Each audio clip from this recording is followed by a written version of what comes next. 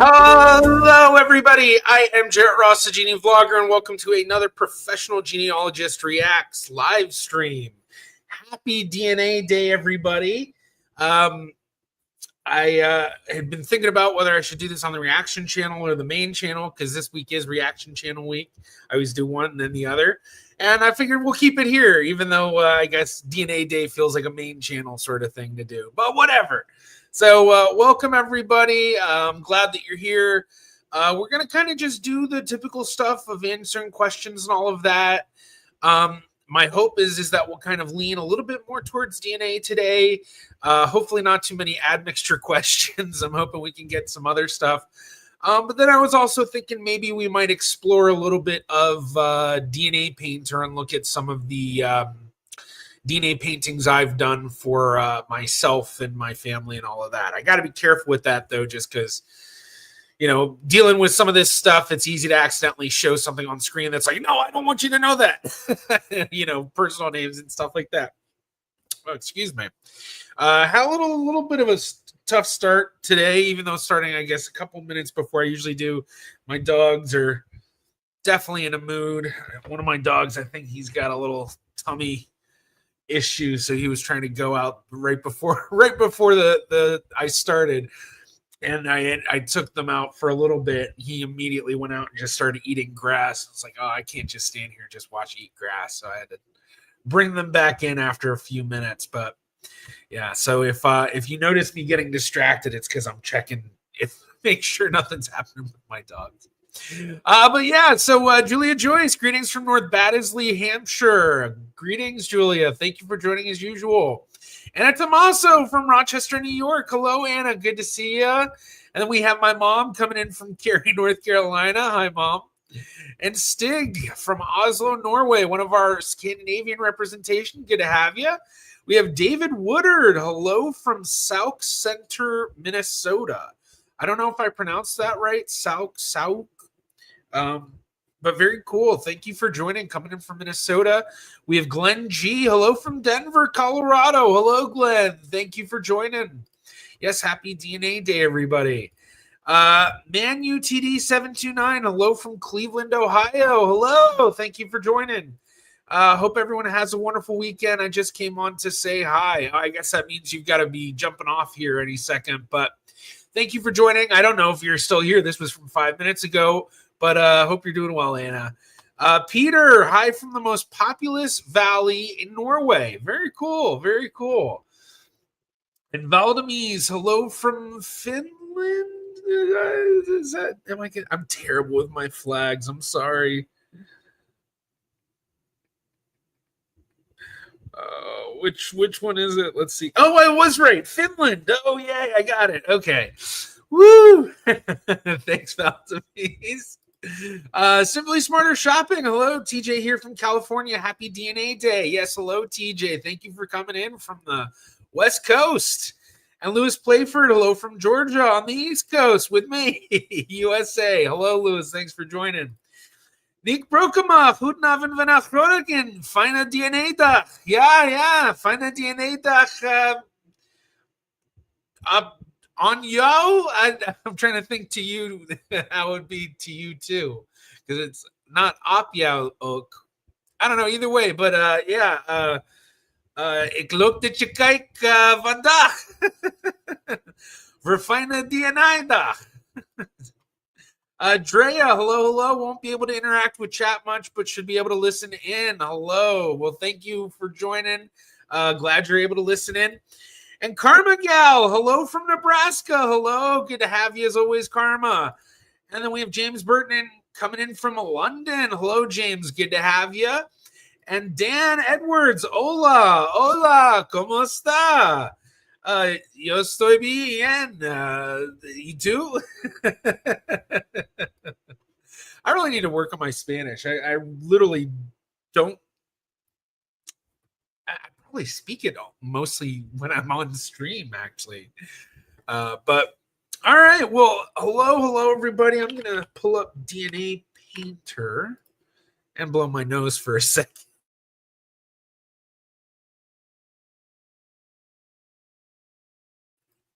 All right, unmute myself. don't need people listening to me blow my nose. Salvador CC, hi from America. Well, hello. I guess the real question is, especially because we're such an international crowd here, is it North America or South America? Robert Skurlock, I'm curious about something. Is it true the Vatican has genealogy information on people's families? My great-great-great-grandmother had information in the Vatican. I don't know much about that, but I know that I've seen stuff on Vatican genealogy. So let's share. That's an interesting question, especially with the Pope recently passing away. Okay, well, there we go. There we go. Sure. So, Vatican City genealogy. So it looks like there are. What is? That's really weird. I've never.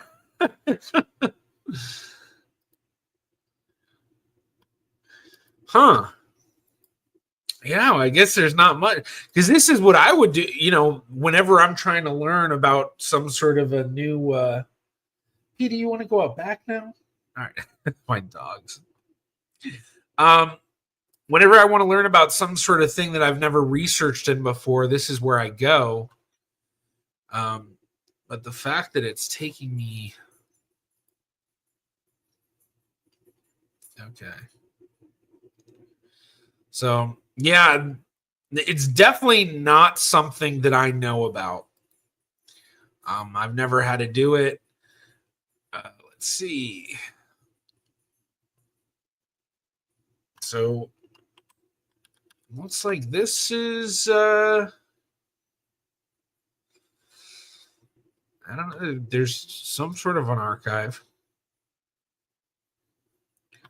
So, yeah, I'm not quite sure, but I mean, the Vatican's been around for so long, I wouldn't be surprised if they have massive archives of stuff that would be extremely genealogically useful to all sorts of people.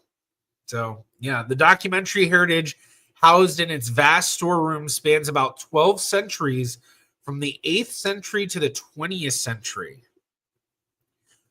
Over 600 archival fonds and is stored on over 85 linear kilometers of shelving. Interesting. So, yeah, they have archives. I guess it's just a matter of what's genealogically useful and what's not.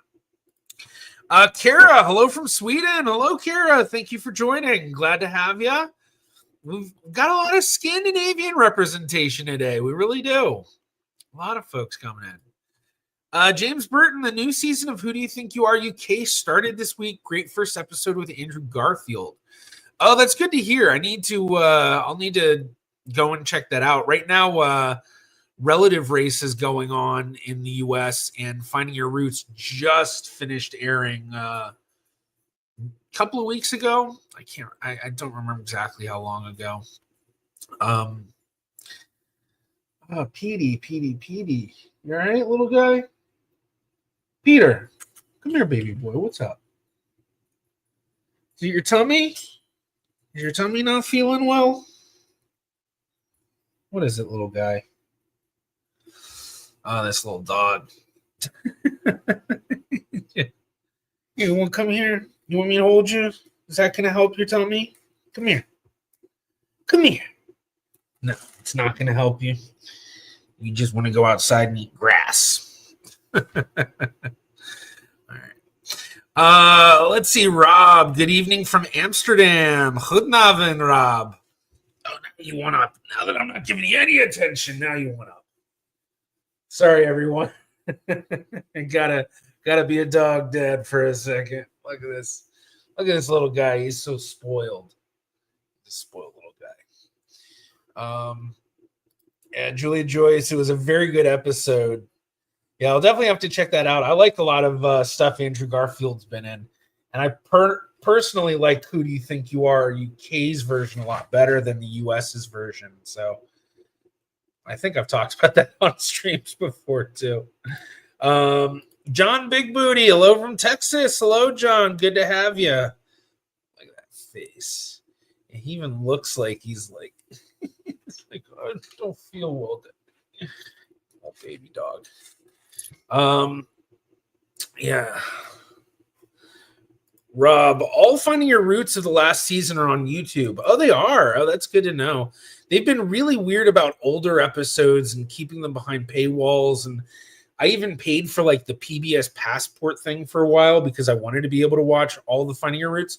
And even with the PBS Passport, it was like limited. The first first 8 seasons, the first like 5 or 6 seasons, you couldn't watch any of them. And then for a lot of the other seasons, it was very limited. Oh yeah, he's definitely, I think, I think he's just gassy because he just, I don't know if you could hear that on stream, but he just ripped one. He's a little dog. Your tummy's not feeling well, is it? Yeah. So, okay, back. Yeah. Finding Your Roots. Yeah. One thing I will say, I was watching some of the older Finding Your Roots recently because they had them up as like a promo for the new seasons. And I was like, when I was watching it, I was like, geez, they have the first seasons have such a completely different feel to them that I personally like so much better. I don't know what it was necessarily about it. I think part of it was that it was like, maybe it wasn't so formulaic at that point. And I think also they might have usually only had like 2 guests an episode at most. But yeah, definitely like I watched those and I was like, yeah, I think Finding Your Roots is not as good nowadays as it was. It's still great, but yeah, the older episodes were like, oh man, if they were like this. Catherine, loving my Friday nights working on my tree, listening to you chatter on. Yeah, that's so cool. Who'd have thought that, you'd be working at genealogy and listening to your 6th cousin? Well, I forgot exactly what it was. I figured out we were like 6 cousins or like half-fifths cousins or something like that. But yeah, that's so cool. And your cousin on the other side of the world almost. Penny Bailey, hello from Roseville, California. Hello, Penny. Thank you for joining. Glad to have you. Karma Gal, I prefer the British version of Who Do You Think You Are as well. There's also an Ancestry DNA journey similar to Who Do You Think You Are, but a bit more interactive, and 2 celebs travel together. I watched some of those because I think they're all on, aren't they all on YouTube? Ancestry DNA journey.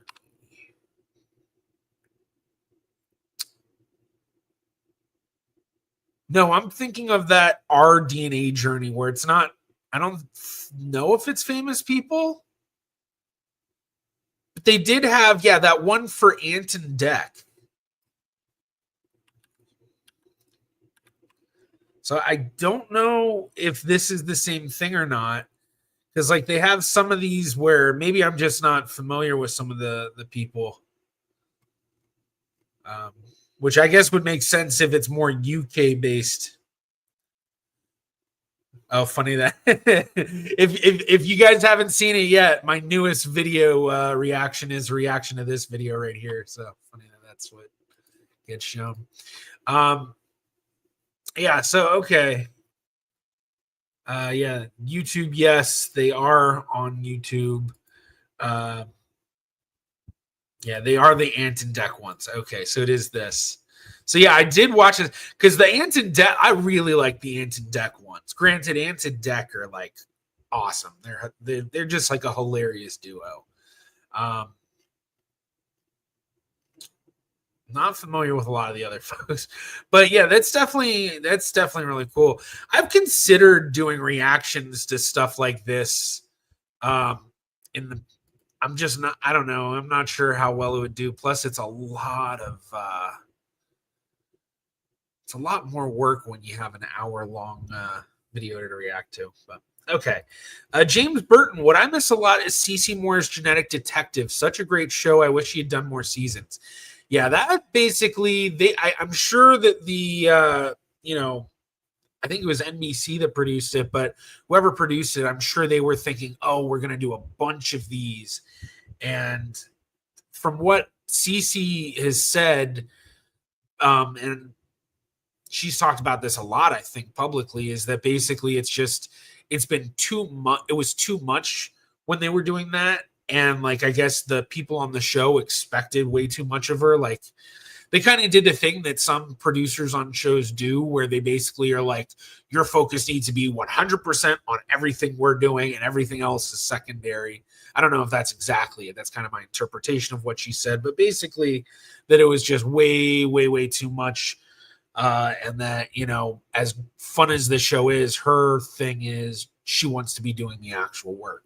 And so the show did more taking away from her being able to do the work. Oh, my allergies. Sorry, people, if I'm rubbing my face too much. But yeah, it took way too much. So I remember when that show came out, she'd commented, or she'd replied to some comments on Facebook about people asking that, and basically said that of, I don't think I'm going to do this again. And that was when I was working at DNA Labs International as an investigative genetic genealogist. And I was like, oh, I would love to be the main person on that show. Like, they should, that's what they should do. The genetic detective in every season is a different detective, because CeCe at this point especially is just one amongst hundreds. When I became an investigative genetic genealogist in 2019, I want to say there was maybe like 2 or 3 dozen at most genealogists actually working in the investigative field. And now it's like so many teams and all sorts of departments creating their own genealogy teams. And yeah, so basically a lot of genetic genealogists, genetic detectives who they could follow. So that's what I would like to see with it, knowing that CeCe's not going to do it. But I agree. I thought that was a really great show.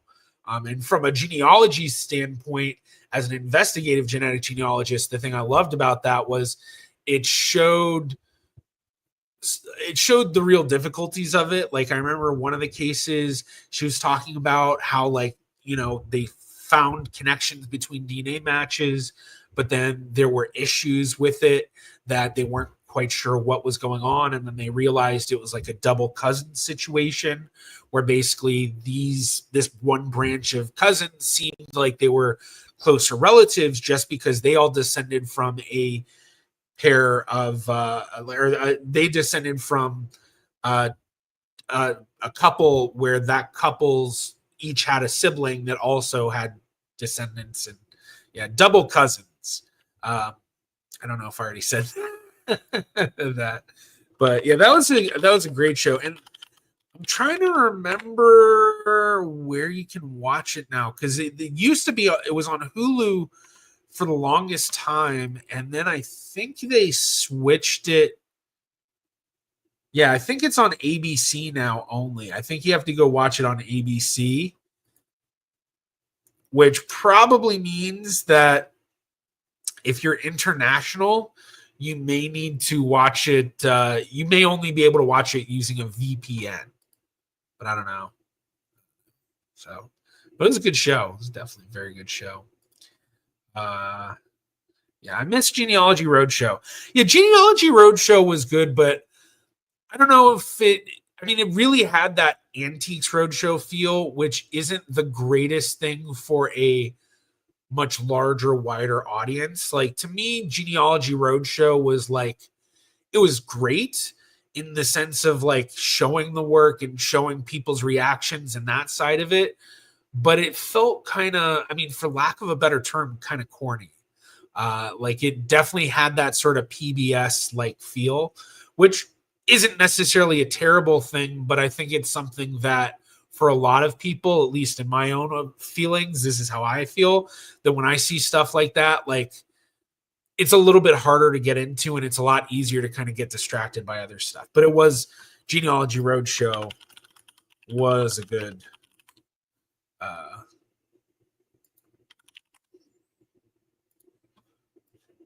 show, and that's on that you can watch all of them on PBS. There were 3 seasons of it too, which I thought there's only 2. Yeah. So Kenyatta Berry, Joshua, oh, why can't I think of his name? And Mary Tedesco. Yeah. Oh, you need PBS Passport to watch that. Let's see if we can see any of them. Yeah, I can't watch any of it. Let's see, maybe clips and previews. Actually, you know what? Hold on. We're gonna stop screen, present, and where's it? There we go. That's what I want to do. So I don't think they did any DNA stuff. In 1917 and 1918, approximately 24 million men living in the United States were drafted for World War I. Hopefully everyone can hear cards this. they're required to fill out are a very important document in genealogical research. African American men registering for the Selective Service during World War I had registration cards that were clipped in the corners. These registrations provided vital information about our ancestors, including their birthplace, their birth date, and their physical description. But make sure to double check your research because not all states clip the corners. So that's not what's on the show. That's definitely not on the show.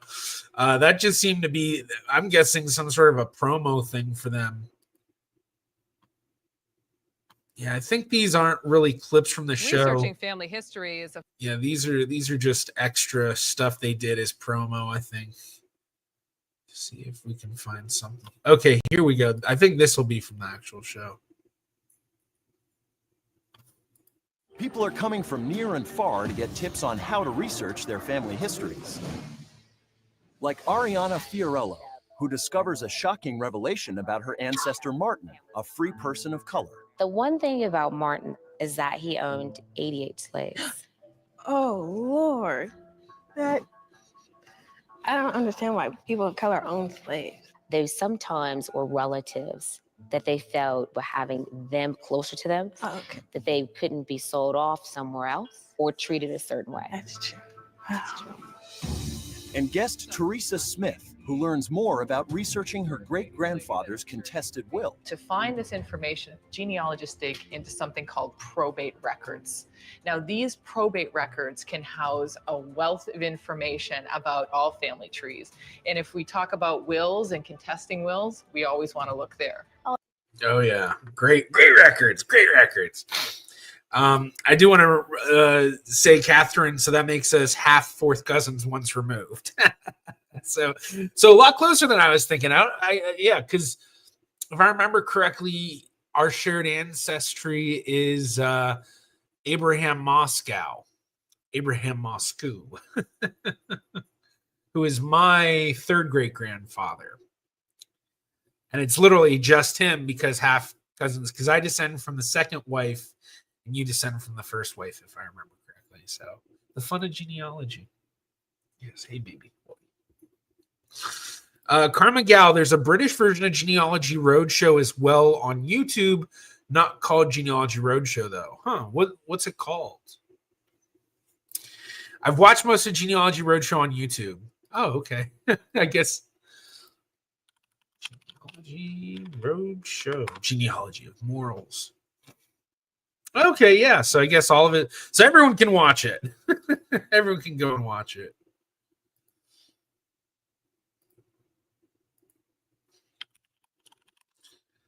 Oh, yeah. I shouldn't have said just that. Oh, yeah. They have a full. Okay, yeah. It looks like they have most of it. They don't have season 3. So, but they have most of it. So, very cool. Oh, I totally realized I was sharing. They don't make it where you can share an entire window and allow I'm not going to explain myself. Don't worry about it. Basically, I couldn't click from page to page where it would show you that. But yeah, so here, Genealogy Roadshow. There's a trial on Prime as well. Only a few seasons of Genealogy Roadshow. Okay. Cora, we have a show in Sweden that's called Gene Hunter with Peter Soland.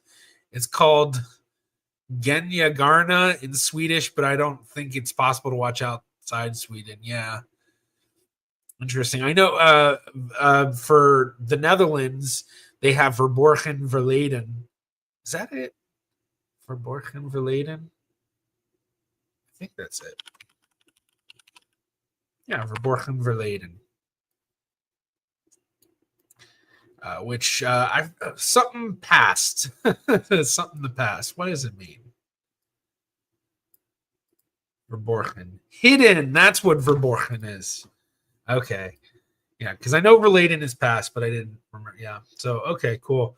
Karma, I'll have to see if I can find an episode on YouTube and add it to the Discord. Yeah, definitely do that. And great time to shout out. We have that Discord for anyone who wants to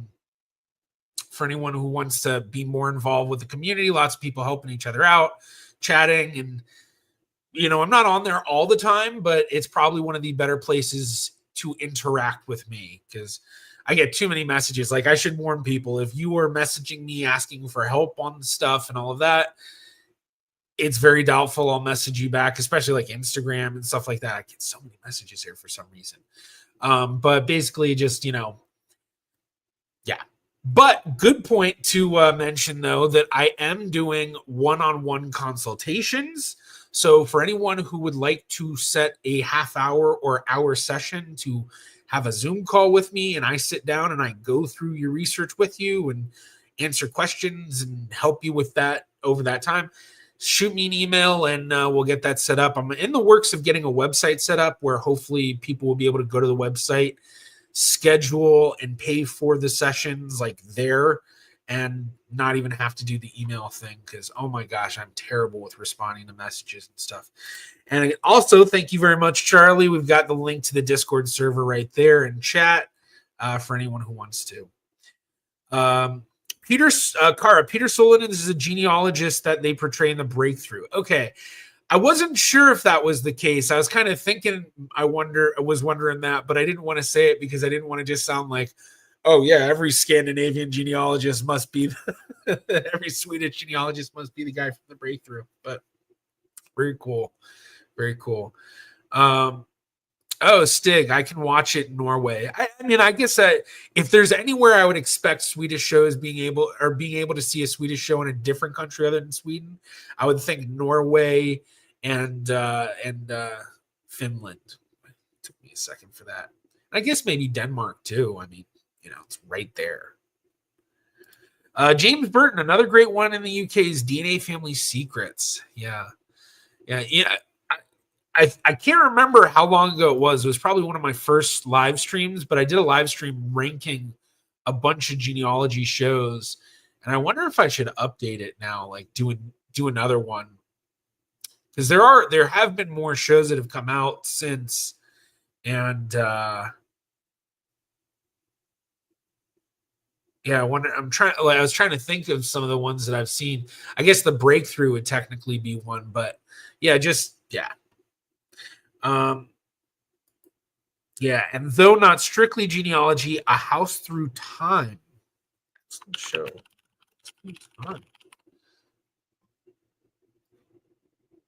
Interesting. So it's like they choose a specific property and then they tell the history of.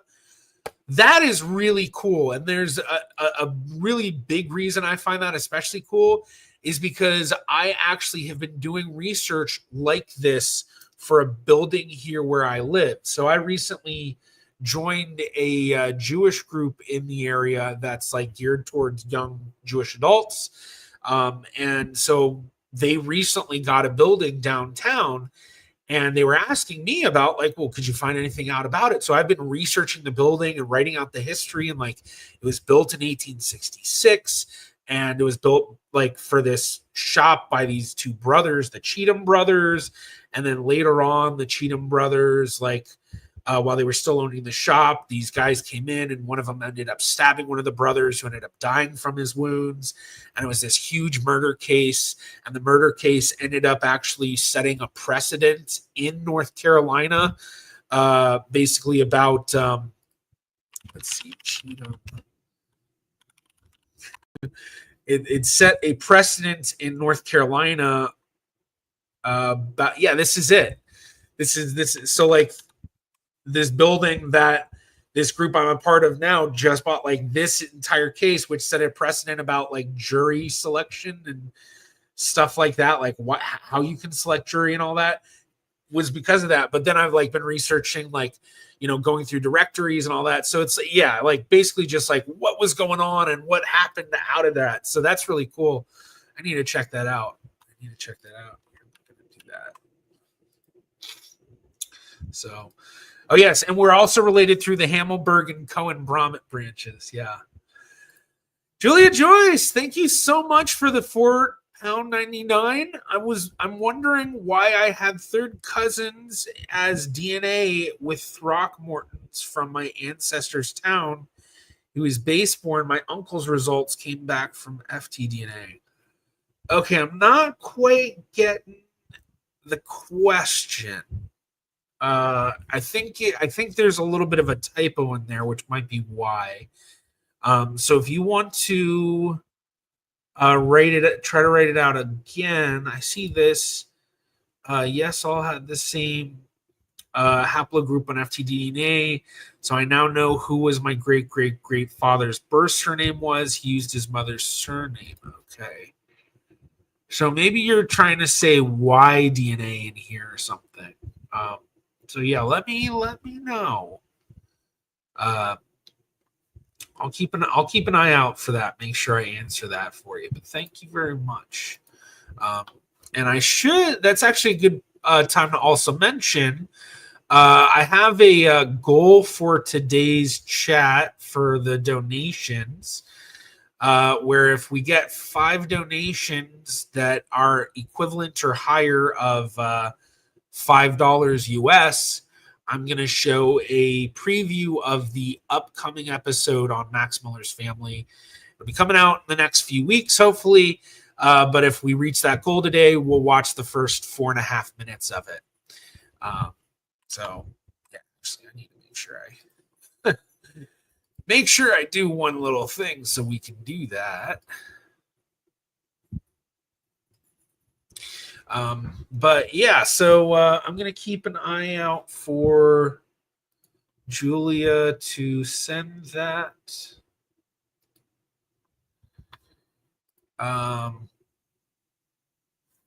Yeah, okay. Y DNA matches on FTDNA and autosomal matches at the same time. Bingo. Oh, okay. So there are FTDNA and Y. Okay. So, what I should say for that. Oh, sorry. Hold on. I gotta do something real quick. Okay. Previews. There we go. So the one thing I would say with that is be a little careful in the sense that just because you are getting Y-DNA and autosomal matches for the same people, it doesn't necessarily mean that all that shared DNA is coming from the same lines. So you may end up finding that you're related to these people through a non-paternal line of yours. Now, of course, that is, you'll need to review things because you could be right in that these Y-DNA matches and are autosomal matches because that's how they're related is through that Y-DNA. But I have seen people before do kind of slip up with that, basically do the thing of like, oh, it must be through the paternal line because they're Y-DNA matches too. And then it turns out that the Y-DNA match that they have with you is like actually really far back. So, if they are Y matches and autosomal matches, my allergies. It just kind of like my nose tickled. Ugh. All right, hold on one second, everybody.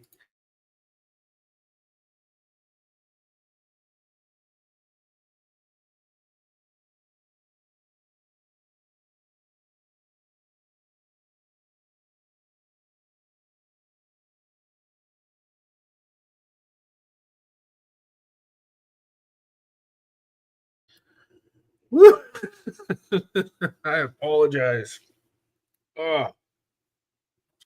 spring has sprung. That's for sure. All right.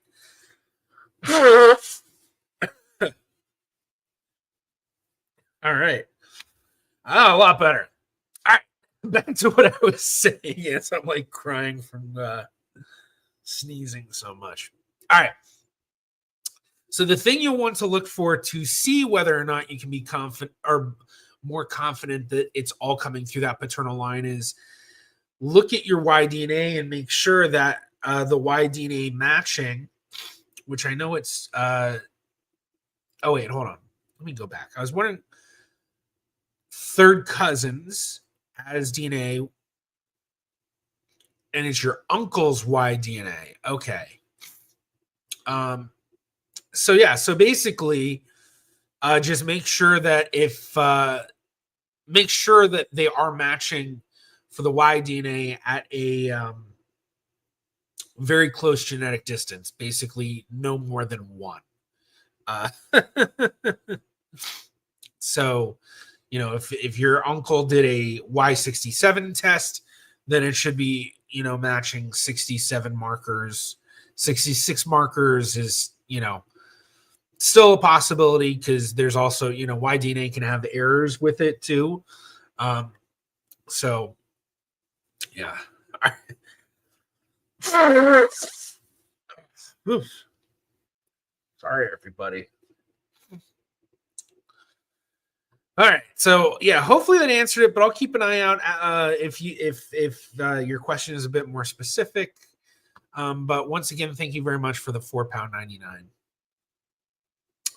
Callum, I love DNA Family Secrets. Cool. Yeah, I think I've seen a few episodes of that. I think so. Oh, Irene, not from the beach, but hi from North Carolina. Hey, Irene, thanks for joining. Next lifetime. I'm a little late. Oh, well, thanks for joining, but a little late, but still on time. And I guess that message is from 8 minutes ago. So you've been here for 8 minutes. So Joker. So version 0.95, your version 0.25. What happened to my Jewish and Nigerian? Well, let's see. Joker. So Ashkenazi Jewish, 5.5. Nigerian, 0.9.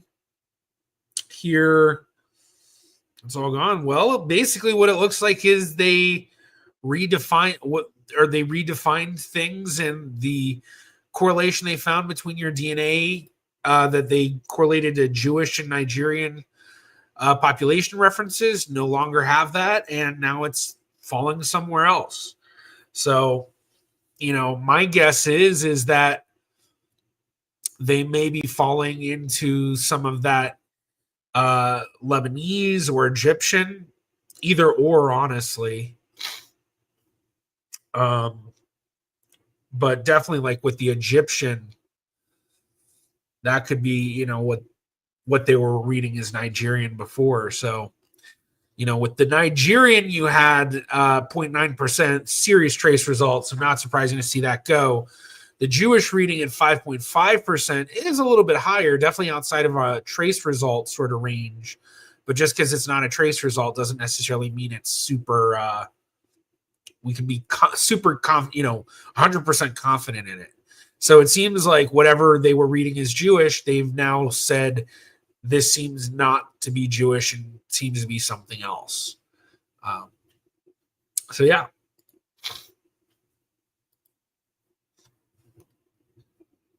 Excuse me.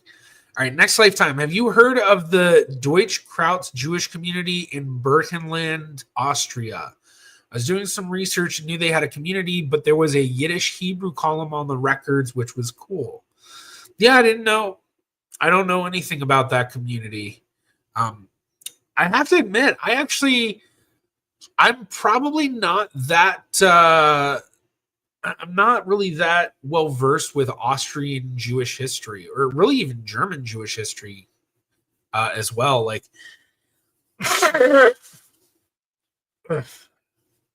excuse me. Yeah, I'm not quite as well versed with all of that as I am with like the history and the Pale of settlement.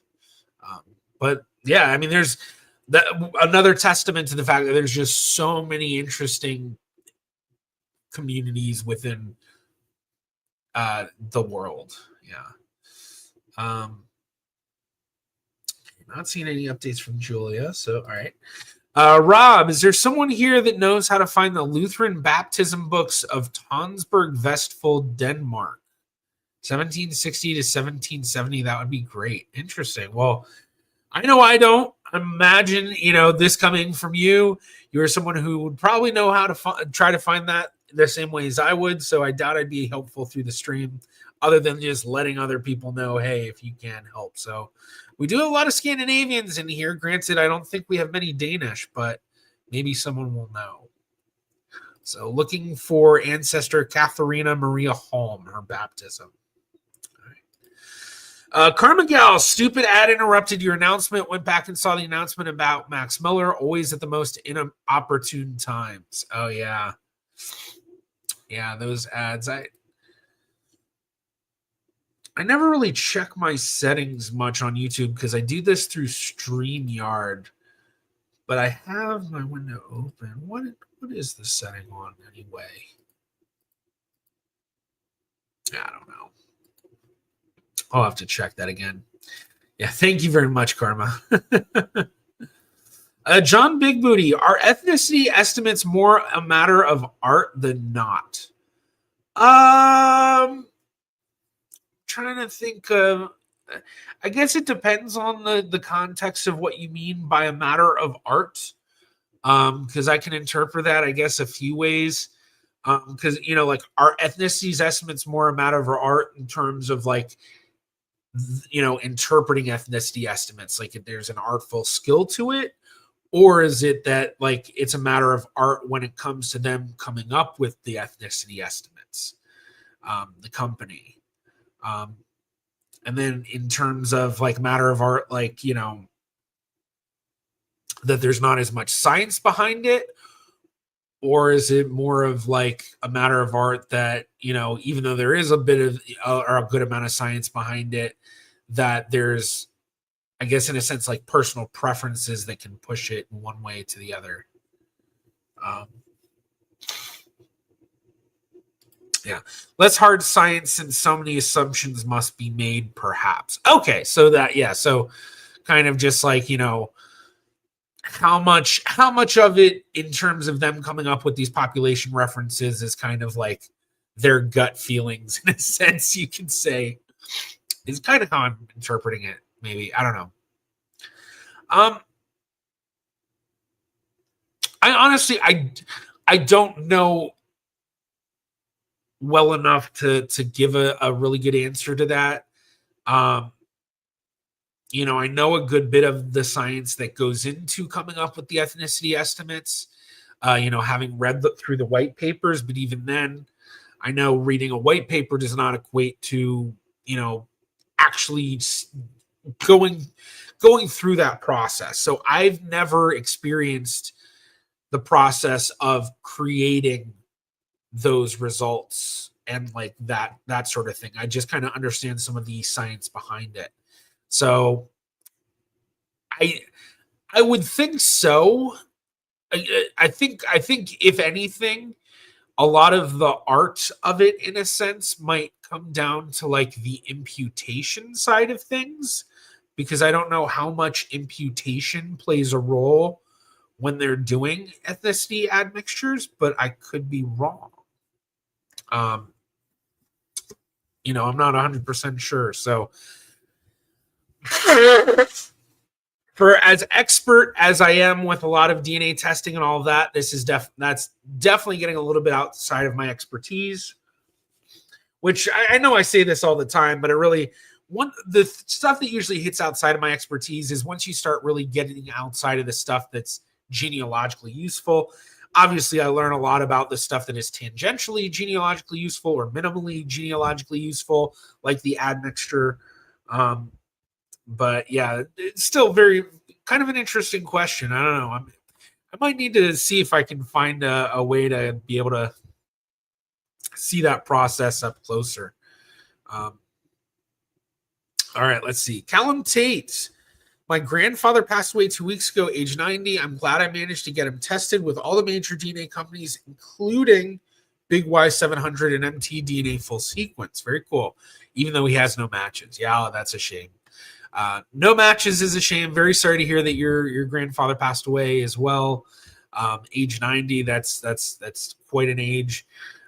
So great that you were able to get, his DNA and all of that. But hopefully you'll have some matches coming in the future, as you say. Yeah, but hopefully we'll in the future. Yeah. And I saw this come through, $5 from DGKED. Thank you very much. And right above it, I see a question. What is your favorite history story you have uncovered by your research? Oh, that's a tough one. That's a tough one. For one, I will say you're saying favorite history story. So we're not talking about like solving cases or solving adoptions and stuff like that. We're talking more like historical stuff. Maybe it's because it's more of the most recent research I've done, but I'm thinking a lot of stuff I found in my YouTuber family tree series. I would say, I think one of my favorite history stories that I've uncovered is not necessarily a story that was like lost to time, because I know that the family knew the story, but I was able to uncover it in a way that told it to a greater detail. And that would be actually my most recent video, which is the most recent video on my main channel. Or I guess actually it's not. I guess it's been, but my most recent YouTuber family tree, and that was this: uncovering a deadly ancestral quarrel. So in Joseph Hall Patton, the cynical historian's family tree. And actually, I guess most of you here probably know this already, because I feel like most people that watch my live streams are some of my bigger audience members. But basically, his great-great-grandfather killed his third great-grandfather. I'm going to have trouble with that. And in killing his third great-grandfather, there was a very interesting court case that came about from that as well.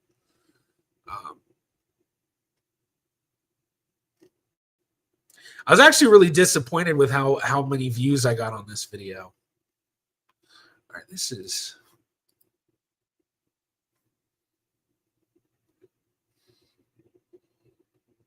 There we go. So I would say this is probably up there. I think some of the other ones that are up there, the story of Mr. Beat's ancestor, who was part of the French or Napoleon's invasion of Russia and was captured as a POW and resettled along the Volga River, a Volga German community, and then his descendants ended up going to Catherine, Kansas. I'd say those. So yeah, those are some of my more favorites. But yeah, this one I would definitely, and I'm going to put this in chat for anyone who hasn't seen it yet. Definitely put it on your list of watch later.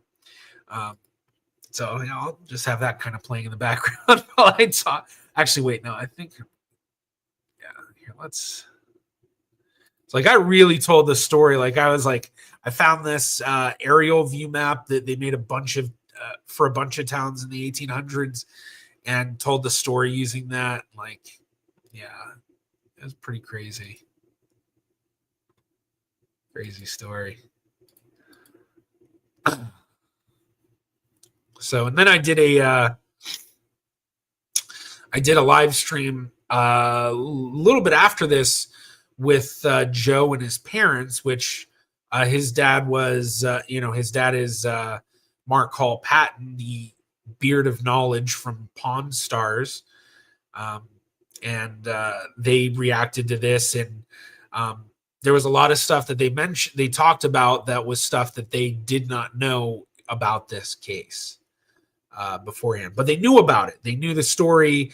They had been to Janesville. They had done research on it and found some of the articles I'd found, but they hadn't found everything I found. So, which that's the thing you want to hear as a genealogist is like, oh, you found something I didn't. Yeah, thank you very much. Thank you. Oh, and you did see that. Cool. So, and then let's see. I think I jumped past a few things. Oh, Rob, for anyone trying to help Rob, not Denmark, it's Norway. All right, Karma Gal. There's a story in my family that one of my great-great-grandmother's many brothers, she was one of 22 children and several were male, wow, shot my great-great-grandpa, her husband, for trying to steal horses. Didn't kill him. Wow. But that made family events awkward. Not sure which brother, as the one that took credit was a sheriff, but he might have taken credit so that the actual brother wouldn't get in trouble. Huh. That's funny. Yeah, history is, I mean, we all know what it's like, interacting with other people. And I mean, imagine doing that in the past and people are going to have issues with each other and interesting stuff happens. And yeah.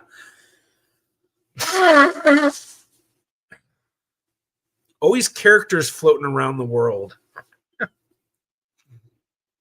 All right. Let's, what else can we have in the background?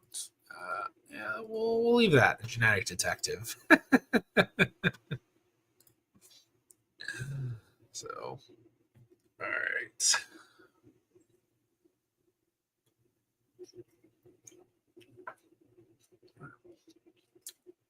My dogs are sleeping. Oh, no, I shouldn't have said that thing. I said dog, didn't you, baby boy?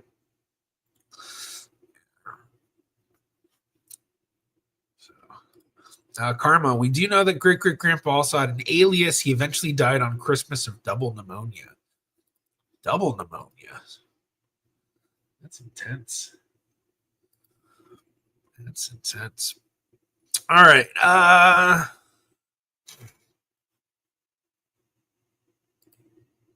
What do I want to do now?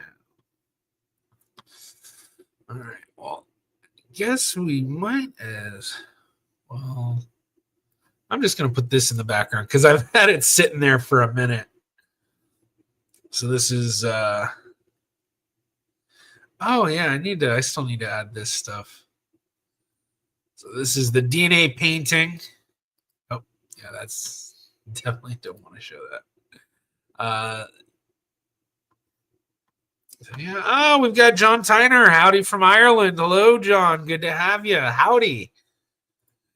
Let's see. Canadian Spring. My great-great-grandfather got a fellow farm servant pregnant while already married. He was pulled before the Scottish Kirk session and denied. Witnesses were called. Was a real scandal. Oh, wow. Callum, is it just me or did Ancestry not do a DNA sale for DNA Day? No, they didn't do a DNA sale, but aren't they doing the free Pro Tools thing this month? I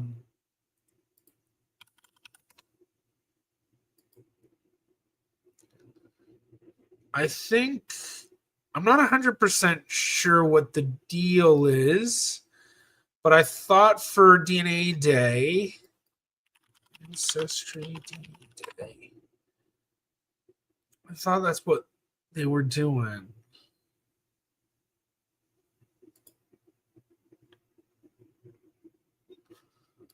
Trying to find it. They always do something for DNA Day.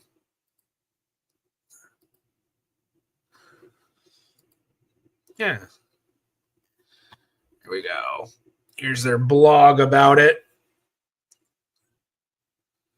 So about DNA Day. How to observe National DNA Day. DNA Day is the perfect opportunity to dive into the latest developments in genomic research. You can host an event alone or in participation or partnership with organizations, including schools, libraries, community groups, student groups, and research institutions. The NHGRI encourages you to register your DNA Day event. That way it will appear on the National DNA Day Network map. Interesting. I didn't know that there was that. I was actually invited to do the Jed Match DNA Day. They're doing like a DNA Day webinar all day. And I was invited to do that. And I told them, unfortunately, I had, I do all of my streams on Fridays and I was too busy for the rest of the day. And I never got back to them about other possibilities, but I doubt I would have been able to do anything. This week has been crazy for me. But yeah, there's like a lot of different stuff going on. But let's see sources. Yeah, maybe they're not.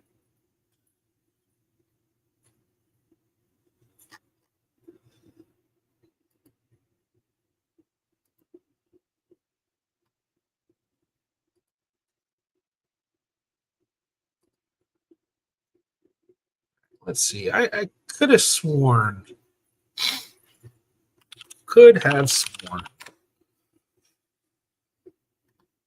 Fucking up the feats.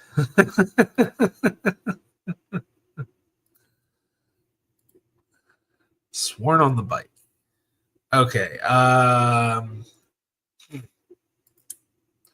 Where was it? Okay, I was literally talking to Charlie about this today.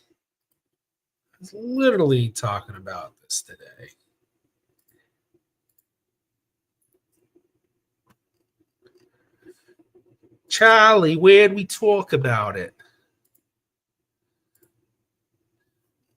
Oh, there we go.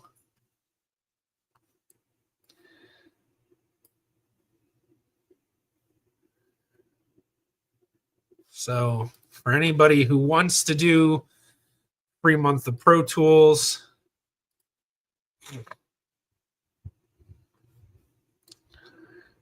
Pro Time 1 month. So, yeah. 200 years later, I've got DNA matches that prove that he was indeed the father. Oh, very cool. Huh. Rob, there is a DNA day, really? Yeah, really. Yeah. Okay. Yeah, last few years, I think I actually think I just read it on the blog when I was clicking through it for Ancestry's blog that it said it was started 2003. So which makes sense because I feel like 2003 was when not like the consumer genomics stuff that we deal with for genealogy was really taking off, but kind of DNA taking off in a much larger sense. Like I remember seeing it as a kid, like in 2003, I was in high school and I remember seeing programs on like, National Geographic and History and all these other places about, DNA and the future of DNA and blah, blah, blah, blah. Little did I ever know that I'd be working in fields dealing with DNA like that. I always saw it as some like, oh, crazy thing out there. Okay. Julie, I'm not sure if you missed it. All matches 14 centimorgans and related to each other on my uncle's paternal line. Oh, okay. Yeah, I must have missed it because I know you asked that question earlier.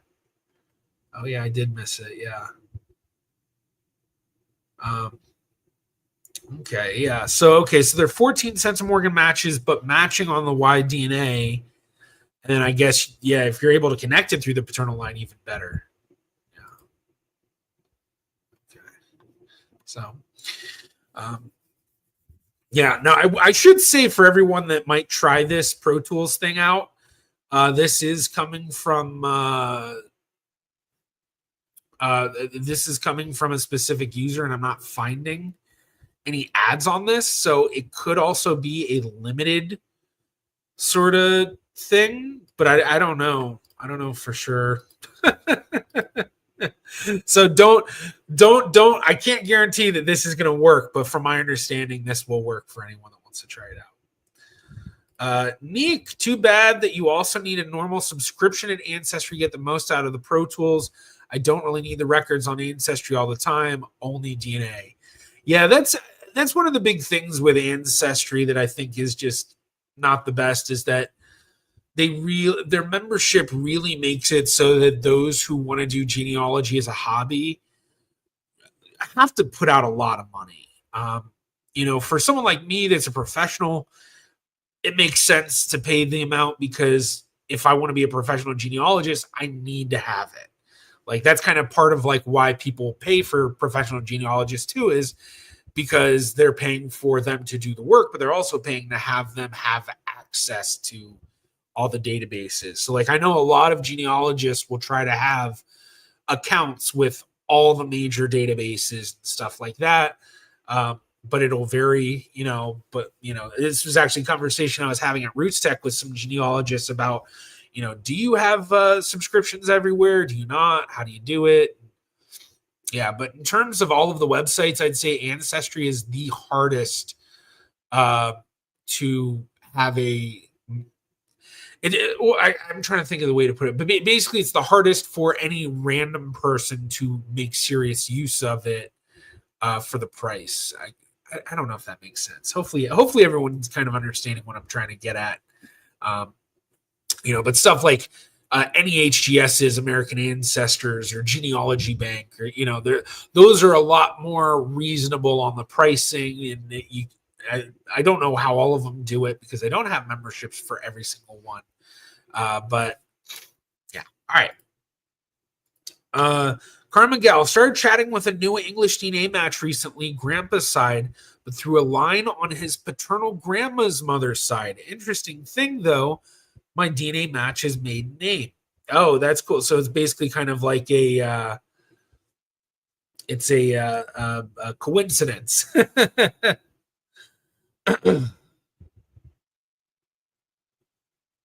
Paternal grandmother's mother's side. Okay, interesting. Yeah. Canadian Spring, I got the same offer. Okay, cool. And Neek, I also got that promo code, but already just bought the Pro Tools, so can't use it. Yeah, that's one thing that I've been kind of annoyed about. They've been running a lot of specials for people that are doing Pro Tools and stuff, but then it's always, well, if you already have it, you don't get it. It's like, I get it, but at the same, I understand it, but at the same time, it's like, Callum, I thought I heard they have a DNA only subscription. I don't know if they do. It might be something that they're planning to roll out. But I wouldn't be surprised if they're trying to think of other ways to have lesser subscriptions for people to join, because they are looking for a lot. They're looking to bring in money in any sort of way, and that's why they're nickel and diming the Pro Tools stuff. Karma. It's my grandpa's mom's maiden name, no relation on that side, as my match is from Yorkshire, and so it's a coincidence. DJKED, when I first started out, I got my records the hard way, but Ancestry had a service you could purchase just specific documents. I remember when I first started, the thing that I remember most was Ancestry had that CD service. I don't know if this is the same thing, because the thing I remembered about the CD service was it was like you buy a CD and it would be like a specific set of records. So it would be like, a birth index or a death index or, stuff like that. That would have been like the 90s, because when I first started, the first time I ever did genealogy, I was 7 or 8 years old. It was after my cousin's bar mitzvah. So this would have been, mid 90s sort of thing. And I remember that was the thing my parents, or it wasn't just my parents. It was actually, I think it was like a cousin of mine on my dad's side who found out I got into genealogy. He was into it. So he like paid for Family Tree Maker and a couple of Ancestry CDs. And I don't know if my parents are still in the chat. They might be able to comment and say a little bit more, because they probably remember better than I do. But I just remember it was like a multitude of people like, oh, he's into it? Here, get him this stuff. Canadian Spring, Ancestry has 26 million DNA testers, but only 3 million subscribers. That says a lot. Yeah. Well, I mean, the other thing to remember too, 26 million DNA testers. And then for me, I've gotten like dozens of people to do DNA tests. So that's probably a big part of it too, is out of that 26 million, there's probably a lot of those people that only went on to Ancestry so that they could get the DNA profile done so someone in their family could do all of that. Hey, baby boy, you feeling better? How you feeling? Tired? How's your tummy? Is it good? Julia Joyce, DNA only subscription, only available in USA at the moment. Okay, yeah. Well, one thing a lot of people don't know about Ancestry is Ancestry actually has a separate website and subscription stuff for the US, Canada, the UK, Australia, and New Zealand, as well as many other countries. So basically, like when you're on Ancestry, if you get someone sending you a link from a different Ancestry countries based website, like for me, I'm ancestry.com, but if it's people from Canada, it's ancestry.ca, and ancestry.uk for the UK, and ancestry.au, and ancestry.nz, and ancestry.sa, and all the, like, a bunch of different ones. Wait, come here. Dog. You're such a little dog. You're such a little dog. Yeah, one hell of a coincidence. So yeah, it is. Especially if it's like a super uncommon name. Yeah. 98. Okay, so yeah, that's probably about the same time then. Okay, US specific thing called Ancestry DNA Plus. Yeah, I would love to have that DNA only subscription here as well. I want to start going through my matches with all the tools, but don't need all the other stuff. Yeah, I think they are missing out a lot in terms of that sort of a customer sort of thing. But at the same time, I will say that I think one of the things Ancestry has as a major benefit, as well as MyHeritage, is that you can connect both your DNA research and your genealogy research. So for those of us who are utilizing the records on Ancestry, it makes things really makes them really easy. Yes, your dad's cousin set you up with tracing your tree. Okay. So yeah, so it was Gary, cousin Gary. You're a little gassy guy. You just got a lot of gas, don't you, baby Peter? Little gassy dog. You're a little gassy dog. Catherine, I remember the UK 1881 census coming out on CD. I was given it as a gift from somebody that I had done their tree for them. Oh, that's cool. That's cool. Yeah, so 1881. Yeah. What did they just release? Was it 1921 that they just released? Made available? Yeah. Not as common as Smith or Johnson, but more so than others. Okay, so like nothing that's like, oh my gosh, they're schnish mobs or something that's like crazy. Like it's yeah. So yeah, 1921. Okay, cool. So, Petey Pup, say hi to everybody. Wait, over this way, yeah. This little baby dog.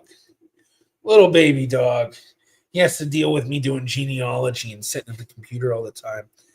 Not throwing things he wants me to throw for him. Boy. All right, you ready to go down? Oh boy. I'll take you out in a bit. Yeah, it's 100 years for us. Okay, yeah. So 1921 was available on Find My Past for a couple of years, but only just became available on Ancestry. Oh, interesting. Yeah, I wish it was 72 years like in the US. Yeah. It sucks we don't get any more UK census for decades. Yeah, I mean, I guess what's it going to be? Another 5 years or 6 years? I can't count. Another 5 years. Yeah, Charlie, but it took Ancestry ages to upload the 1921 census. Yeah. Julia, we only had access to Pro Tools last year in the UK. We have Pro Tools just came out last year, I think. Or well, maybe it didn't just come out last year, but like the main Pro Tool thing that was actually worthwhile just came out. That's basically being the what do you call it? The shared match comparison. Kara, what kind of public access do USA and other Western countries have to older documents as citizen? Well, it varies. There's federal laws, and then every state has their own laws, and then there's often various laws for different counties. I've probably learned the most about the various laws through the work of Reclaim the Records. So let's see.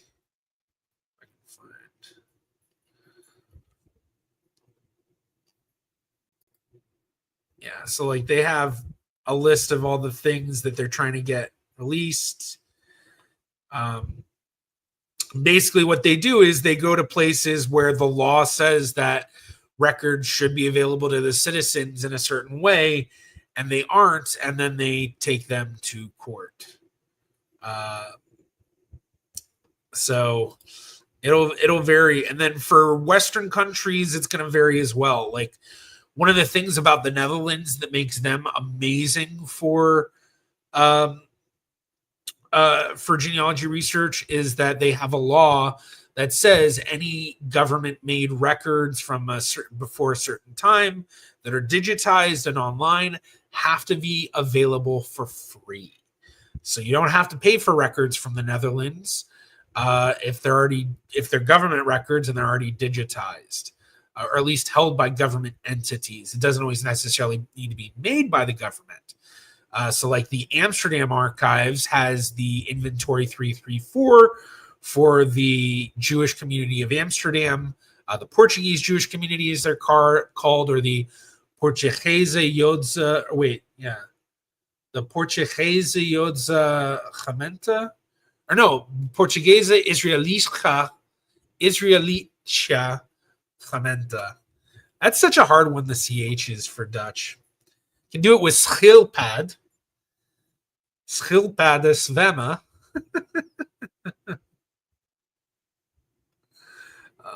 What I just learned, I'm learning on het right now for my Dutch speakers. So I'm learning like, ik ben on het zwemmen. Like that stuff. So yeah. Julia, 2051 until next census release. Oh, wait, really? Did they not do was there 1931 was destroyed. I didn't really know that. I'm not super well versed with the UK censuses. I mean, I obviously know more than like the random person, but as like a genealogist, I don't really know anywhere close to about them as I do with the US censuses. James, Ancestry didn't have the rights to 1921. They weren't able to make it available contractually. Find My Past has exclusive right. It's not that Ancestry was slow.